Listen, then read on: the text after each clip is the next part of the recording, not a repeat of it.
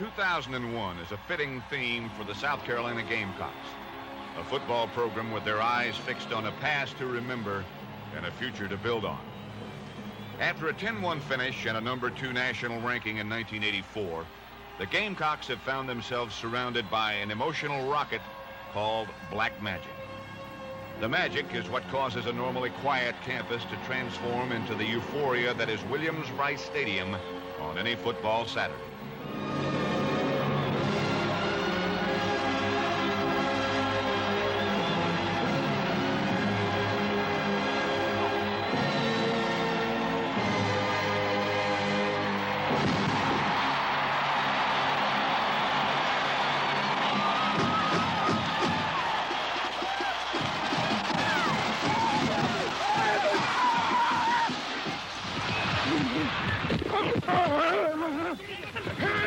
The South Carolina football program is a success story that derives its heart and soul from head coach Joe Morrison.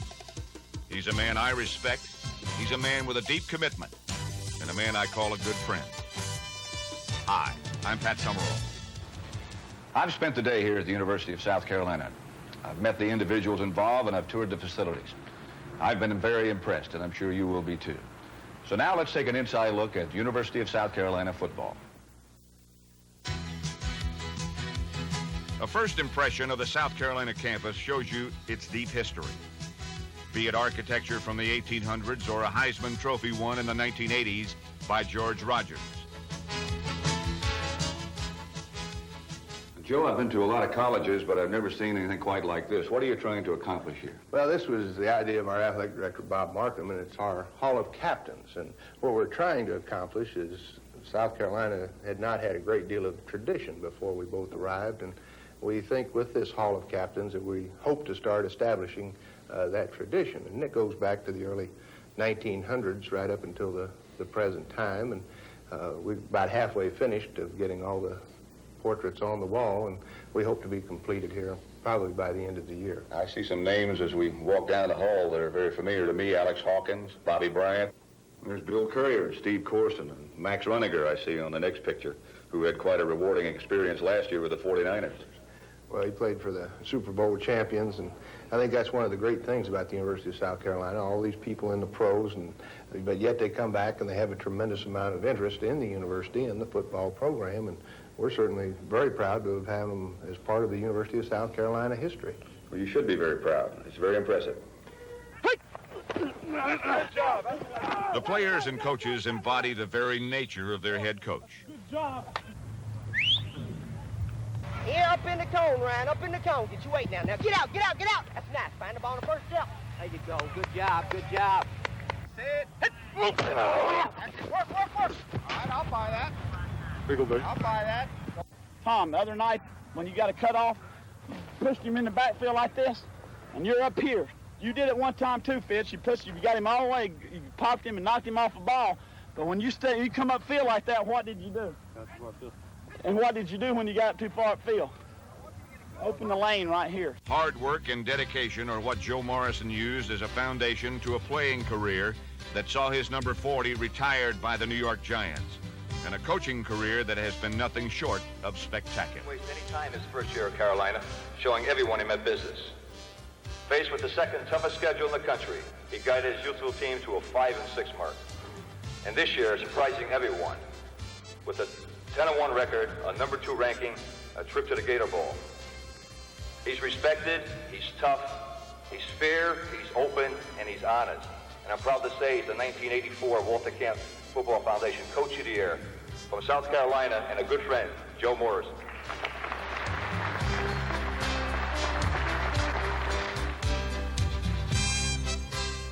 I think we're very fortunate to be able to take part in the coaching profession and have the opportunity to work with the young men, as you saw here this evening, to see what they're capable of doing on the football field, but yet what they find time for to do off of the football field, and to watch them grow and watch them develop, and the satisfaction from seeing them spend many hours on the practice field and then go out on a Saturday afternoon or a Saturday evening and do what they've been taught and what they're to do It's a great thrill and a great reward. Well, I think Joe Morrison is the embodiment of integrity, and that rubs off on his interpretation of the rest of the University of South Carolina. He's a team player from beginning to end. He goes out and raises money. He participated in the Student Summit Fund campaign for us. He does things we ask him to do for the whole university, not just the athletic program. And that's a refreshing breath of air around here, or any university for that matter. But Joe cares, and I think that's what's important. What he tells you, you can believe, because that's what he means. He's not going to lie to you. He's not going to beat around the bush at all. It goes back to, I guess we've said this many, many years now, but we want to be open, honest, and fair with each and every one of them. And if we can have a young man leave the University of South Carolina and say, Coach Morrison was open with us, he was honest with us, and he was fair with us, and I got my education, you know, then we'll be happy. The quality and success of the program itself is directly reflected in the high standard of facilities available to the Gamecocks.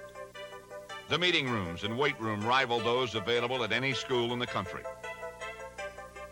The coaching staff includes strength and conditioning coach Keith Kephart, a past winner of the National Strength Coach of the Year award and president of the organization. Head coach Joe Morrison knows the importance of conditioning to the program and to the individual players. Well, you can probably tell just by a casual glance that Joe and I didn't do a lot of weightlifting when we were playing. It simply wasn't available. It wasn't available. I think my last year with the Giants in 1972, they finally got an 8-station Olympic machine, and we had very few people on the ball club use it that particular year. But since that time, it's really exploded, not only in the professional ranks, but certainly at the collegiate level. And the high schools nowadays have good weight facilities as well. I guess it's fair to say, Joe, that in college football today, this is almost a necessity. It is. You know, a weightlifting room and a good weightlifting coach, I think, are tremendous assets to your football program. To watch a young man come in here to the University of South Carolina and get involved in the weight program, and then see him a year later and see how much he developed and really how it's helped him on the football field, that's a big individual thrill as far as I'm concerned. As you find, the coaches give you plenty of time to study. You know, they don't, like most schools, like put you in meetings all night and watch film during the day, and you really don't find time to do a lot of studying. But here, you know, they give you adequate amount of time to study and get your books, and where you can stay in school and get your, they really stress you're getting a degree here. You know, I look at our coaching staff, I look at myself, and I go back, and if it hadn't been for athletics, it hadn't been for football scholarships, well, we wouldn't have received a college education and had the opportunity to go on and play in the NFL. And I've seen so many people that had the talent to play professional ball, and they did. But somehow they never got that college degree. They were always going back during the off season. Well, I'll go back next year. And you talk to the individual, well, did you get your degree? No, I just didn't make it. So we think it's very important that they get that degree while they're here at the University of South Carolina, and because the athletic ability that they have is only going to be with them a very short period in their lifetime. And, you know, I know when they're that age, they feel that they're going to be able to run and catch the ball forever and ever, but that's not the case. And when all that ability leaves them, and if they're fortunate enough to get to the pros, well, then they better have that education to fall back on. When the players aren't at practice or at classes, they spend much of their time here at the Roost, one of the finest living and dining facilities in America. This 5-building complex includes a widescreen TV, game room, academic counseling, and all-you-can-eat meals managed by Mrs. Sue Kerpesky. The 242-acre South Carolina campus is the heart of a system that includes 9 branches throughout the state. In all, 62 programs of study are offered towards a bachelor degree, with over 150 postgraduate programs available. It's very nice. The people are very friendly. The weather's beautiful. It's very warm here. The people just are hospitable. Southern hospitality, it's true what they say about that. I really enjoy it down here. It's a southern town where you're going to find people who love you just as because you're part of the university, and you're going to find all the things that you can be capable of being successful at this university. Things to do during free time are endless, be they recreational or educational. The campus is literally minutes away from the state capital of South Carolina. It's like living in a picture postcard. Oh, there are so many places to go. We're 2.5 hours from the beach and about 2.5 hours from the mountains. You can go snow skiing, water skiing. We've got Lake Murray not even 30 minutes away.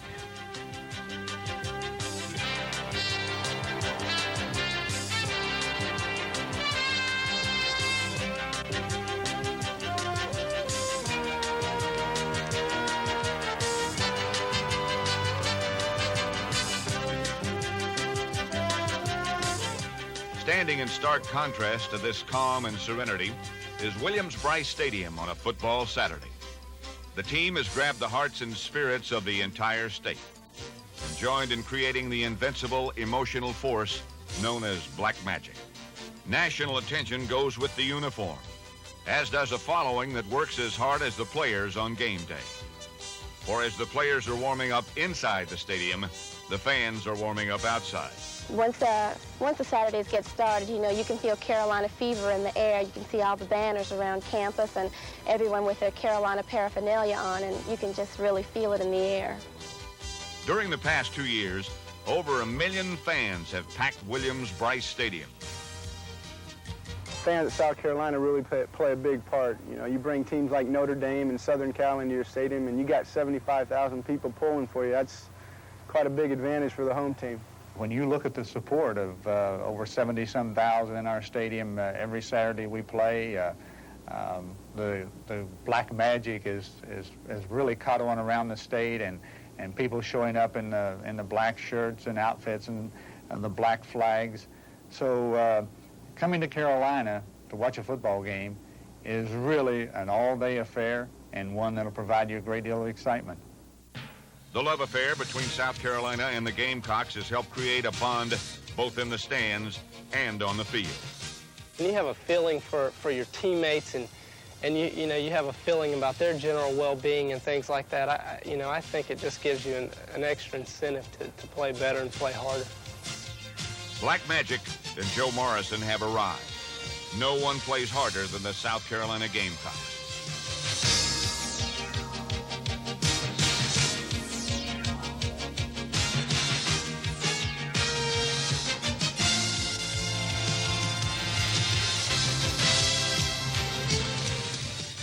Offensively, the Gamecocks employ the run and shoot, a concept that gives the quarterback several options to get the ball in the hands of the open man and confuses the defense.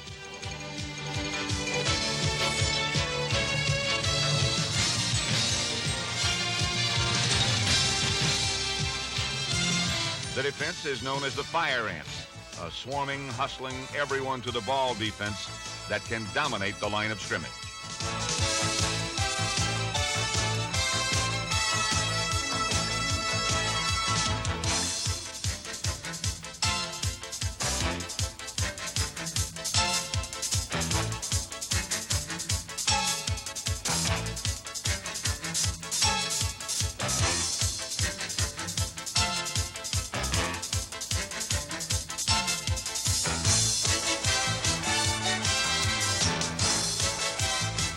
I'd say Black Magic and Joe Morrison and the success of the Gamecocks in the last year and this year have made a world of difference for us at Carolina. We've got a tremendous number of people who are interested in the university who didn't know anything about us before.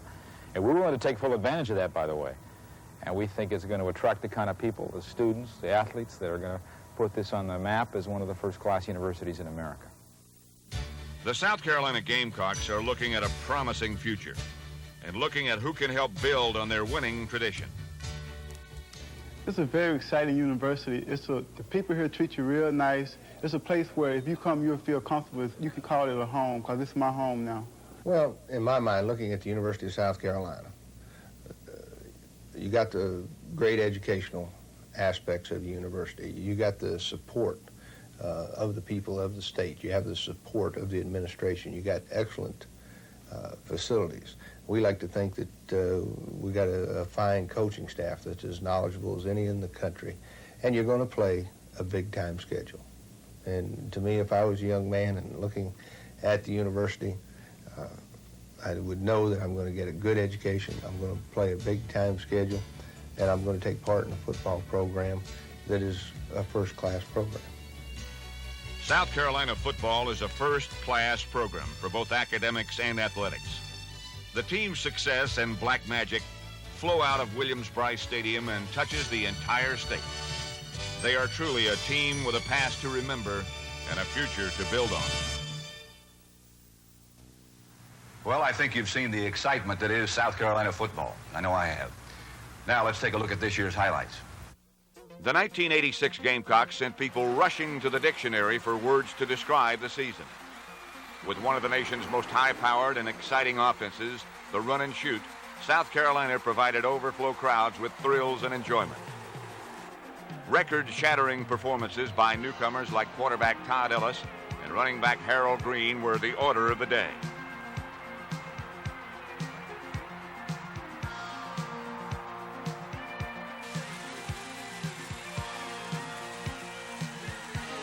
Ellis broke NCAA records for total offense, passing yards, and touchdown passes on his way to second-team All-American status. His favorite target was junior wingback Sterling Sharp, another Gamecock who earned second-team All-American honors while breaking long-standing marks at USC for touchdown catches, receptions, and yardage. In addition, he was one of only 3 receivers nationally to go over the magic 1,000-yard figure. The Gamecocks lived with a new offense, and the pass was the main weapon. Ellis had a stable of talented receivers to choose from. 11 different players were on the receiving end of Ellis's passes, headed by Sharp, who ranked among the nation's leaders in both receiving and all-purpose yardage.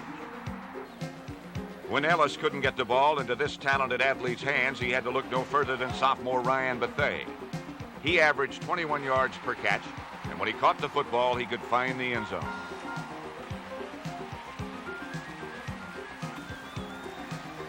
Sharp and Bethea were labeled as the top receiving duo in the land. South Carolina's schedule, as always, was ranked among the nation's toughest. And opening with number 1 ranked Miami and Heisman Trophy winner Vinny Testaverde proved a stern challenge. But the Gamecock defense had its moments and provided frustrations with their swarming and aggressive play.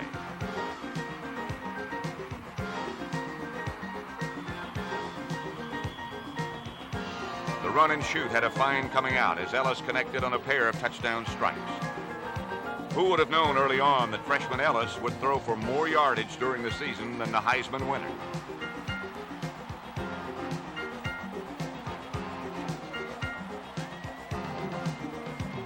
Ellis made the most of his 3,020 yards passing as he hooked up on 20 touchdown strikes.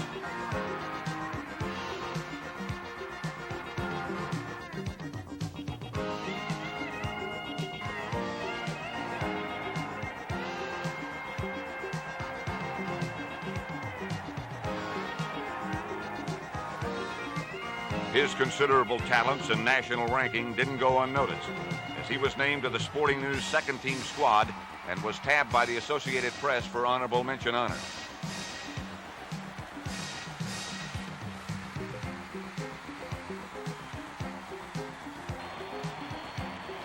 He was singled out by Sports Illustrated as Player of the Week and by ESPN as Amateur Athlete of the Week, along the way to shattering 10 South Carolina school records.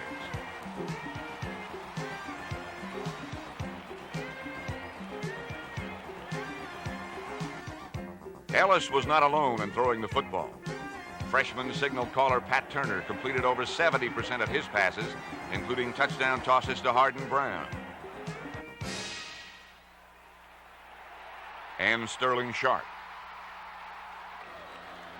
And in the Gamecock offensive scheme, big plays and razzle-dazzle are to be expected. Here, wingback Kevin White takes a pitch, pulls up to find a wide-open Sharp for a touchdown.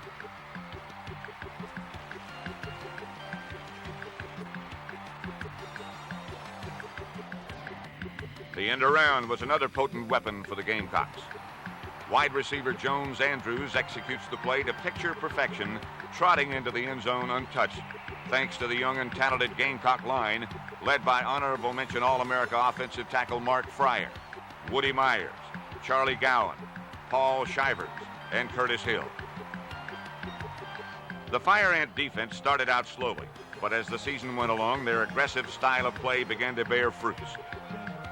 Junior nose tackle Roy Hart the 1986 Most Valuable Player, anchored the defensive front and proved to be a stellar performer against the pass, as well as the rush, like this stop against ground-oriented Georgia. Derek Little came on strong midway through the season. As a freshman, he was a defensive end. Switched to middle linebacker, he excelled enough to be recognized as honorable mention All-American.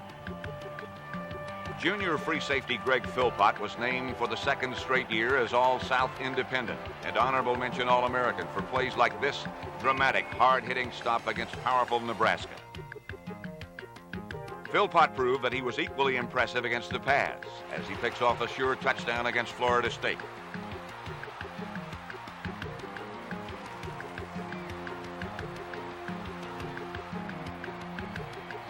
The secondary was a strong point for the 86 Gamecocks, and the future indeed looks bright as only corner Chris Major graduates.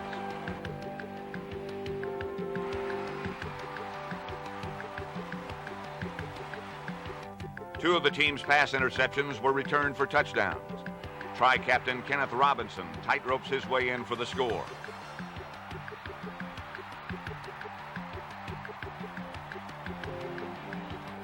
And the most dramatic theft of the year was turned in by strong safety Brad Edwards against arch rival Clemson in the season finale after a fake field goal attempt.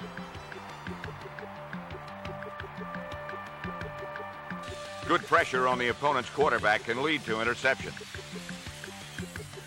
Effort, enthusiasm, intensity. Those were the words that could also be used to describe the Gamecocks. Tri-captain Scott Hagler nails another field goal and winds up South Carolina's #2 career scorer behind Heisman Trophy winner George Rogers.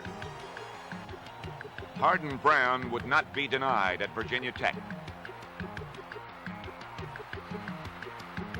Senior back and captain Anthony Smith works to get Carolina out of a hole at Clemson.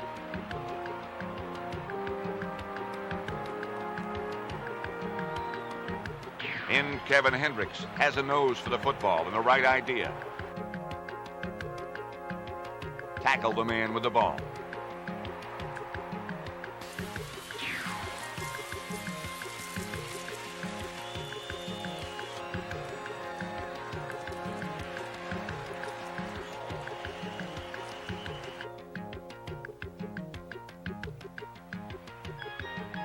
The run and shoot offense is just that.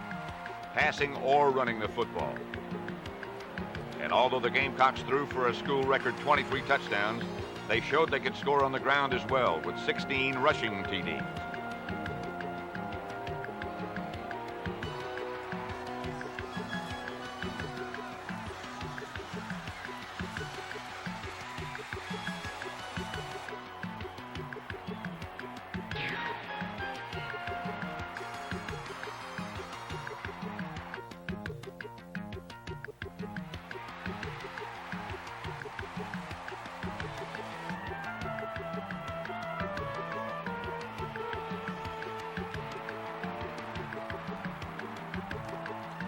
The best at running in '86 was talented rookie Harold Green.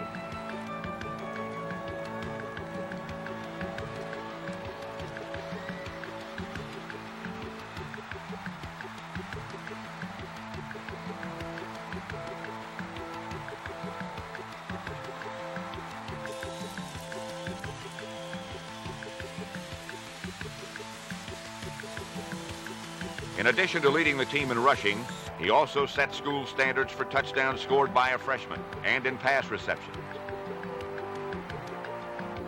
Along the way, he established himself as a star of the future.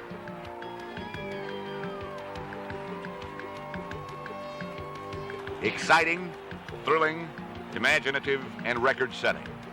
Those were the terms to label South Carolina's Gamecocks in 1986. But the future is what Coach Joe Morrison and his staff are looking to. A past to remember, a future to build on.